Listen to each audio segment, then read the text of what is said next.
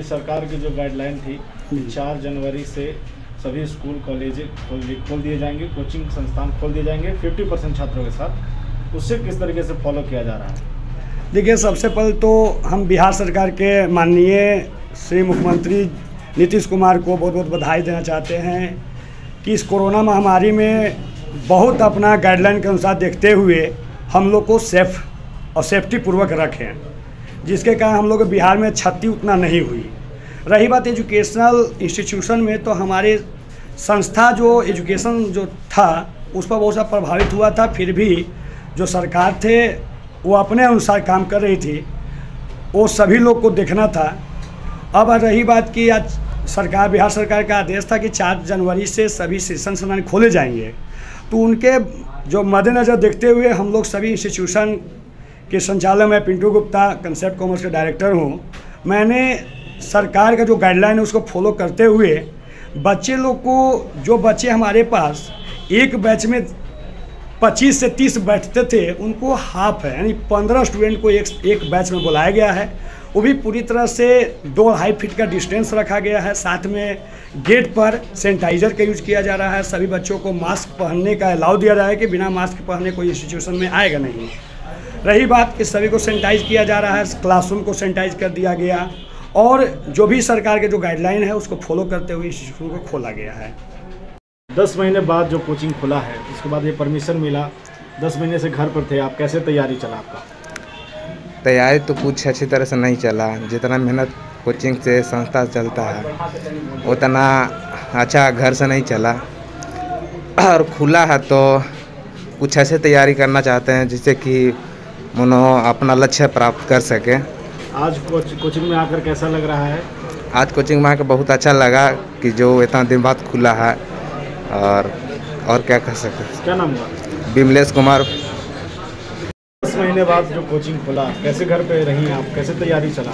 Online class किए हैं और ऐसे ही जैसे तैसे क्लास चला है। ऑनलाइन जो माध्यम था उससे लगा कि तैयारी पूरा हो गया? नहीं, वैसे तो नहीं हुआ है, लेकिन फिर भी कोशिश वही था। आज चूँकि आप क्लास में आई हैं, पहले दिन है आपका, कैसा लग रहा है आपका? अच्छा लग रहा है, पढ़ाई अच्छा से हुआ है। तैयारी हो जाएगा? हाँ, हो जाएगा। क्या नाम हुआ? सोनम कुमारी। ये देखा गया कि पिछले 10 महीने से जो कोचिंग बंद हुए, यस सर, उसके बाद शिक्षक लोगों पर काफ़ी प्रभाव पड़ा। बहुत। किस तरीके से मैनेज किया? हम लोगों को तो इस तरह का स्थिति बन गई थी कि एक तरह से बेरोजगारी का आलम सबसे ज़्यादा देखने को मिल रहा था, तो टीचर के प्रति मिल रहा था। क्योंकि खास करके प्राइवेट टीचर को जो झेलना पड़ रहा था, शायद वह एकदम इतना ज़्यादा बेरोजगार स्थिति थी कि हम लोग कहीं जाकर किसी काम भी नहीं कर सकते थे, मजदूरी करने लायक भी नहीं छोड़ा गया था।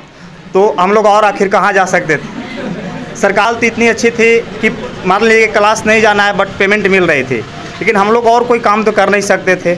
सरकार से हम लोग बार बार आग्रह करते रह गए कि किसी भी तरह का कोई हम लोग का स्थिति को सुधारा जाए, कम लड़कन के साथ स्थिति कोचिंग को खोला जाए, लेकिन सरकार सुनने को तैयार नहीं हुई। फिर बहुत सारा इसके लिए मतलब टीचर लोग मिल करके संगठित होकर के सरकार से आग्रह भी किए, लेकिन कोई ये नहीं हुआ। हम लोग का स्थिति बहुत ज़्यादा बदहाल हो गया और कोई चारा नहीं चला। बहुत दुखद स्थिति का सामना किया हम लोग जब से लॉकडाउन हुआ। लॉकडाउन खुलने के बाद भी यानी कि हम यह कह सकते हैं कि सबसे ज़्यादा कोरोना का मार सहना पड़ा है। एक प्रकार सरकारी टीचर के अलावा प्राइवेट टीचर को सहना पड़ा है, और इसका इफेक्ट हम लोग को अपने फैमिली के साथ भी पड़ा है और अपने आप पर भी पड़ा है, और इसका इफेक्ट बच्चों को पर भी पड़ा होगा। अभी आज हम बहुत सारा उत्सुकता देख रहे हैं। आज फर्स्ट क्लास स्टार्ट हुई, जब ये सरकार का परमिशन हुई तो इसमें बहुत ज़्यादा खुशहालता मिला बच्चों को साथ। बच्चों के मुंह पर मुस्कान है, इसलिए मुस्कान है कि अब कहीं ना कहीं सरकार एग्ज़ाम का डेट निकाल रही है, तो अब पढ़ने का मौका भी मिल रही है। लेकिन सरकार को ये भी सोचना चाहिए था कि एग्ज़ाम का डेट निकाल रहे हैं और पढ़ने के लिए कोचिंग नहीं खोल रहे हैं, तो लड़के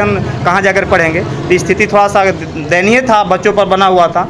तो अब कुछ स्थिति सुधरी है। अब उम्मीद करते हैं कि बच्चे लोग आएंगे पढ़ने, हम लोग पढ़ाने में इच्छुक हैं। अब हमें भी कुछ मुस्कान हुई है अपने मुंह पे कि अब हम लोग को अभी स्थिति कुछ सुधरेगी, स्थिति मतलब आगे चल के अच्छा हो। क्या नाम है? मेरा नाम चंदन कुमार हुआ। विराट क्लासेज आप चलाते हैं जी, जो गाइडलाइन आया, कोरोना गाइडलाइन को मानते हुए क्लास चलाने थे, किस तरीके से फॉलो कर रहे हैं आप? सबसे बड़ी बात है कि जो गाइडलाइंस आया उसमें है कि 50% बच्चों को आपको क्लास में रखना है।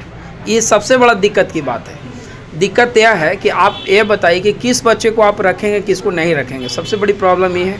और दूसरा प्रॉब्लम ये भी है कि बहुत सारे बच्चे ऐसे भी हैं जिनको आप मास्क लगाने के लिए कहीं नहीं लगाएंगे, और इसका जिम्मेवार शिक्षक होगा, पहला बात। और सबसे बड़ी बात, इतने लगभग आज 10 महीने बाद क्लास खुली है, तो सबसे बड़ा दिक्कत है कि अभी एग्ज़ाम, बहुत सारा एग्ज़ाम हो रहा है और बहुत सारा एग्ज़ाम का भी डेट चल रहा है कि मतलब फरवरी मार्च में हो जाएगा।